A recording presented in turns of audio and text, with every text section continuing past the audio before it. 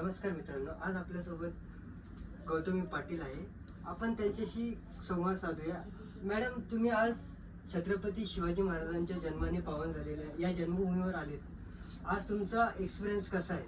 मी म्हणजे 5व्या-6व्यांदा आली आहे. जुन्नर शहरात मी आले की मला भरभरून प्रेम मिळतं आणि 5-6 वेळेस येऊन जाणं आणि प्रेक्षकांचं प्रेम कमी होणं अजिबात नाही. भरभरून प्रेक्षक वर्ग होते, महिला होत्या आणि भरभरून प्रेम मिळालंय. खूप छान वाटतंय मला आणि नेहमी मी पुढे पण आले ना तरी मला असंच प्रेम मिळणार आहे ही गॅरंटी आहे. आता ही जी गर्दी झाली आणि हे एवढं प्रेम दाखवतात, तर तुम्हाला कसं फील होतंय?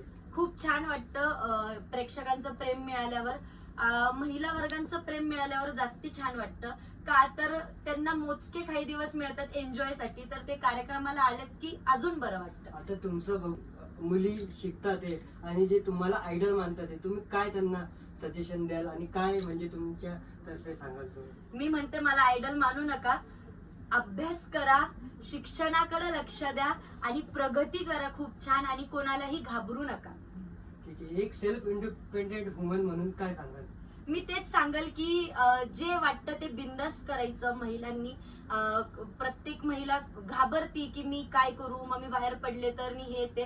जे योग्य वाटेल ते आपला निर्णय आहे. आपल्याला जे योग्य वाटतंय ते करायचं. थँक्यू. नमस्कार, मी गौतमी पाटील. आवाज लोकशाही या चॅनलला भरभरून प्रेम द्यायचंय आणि पुढील वाटचालीस खूप खूप शुभेच्छा तुला. धन्यवाद. थँक्यू.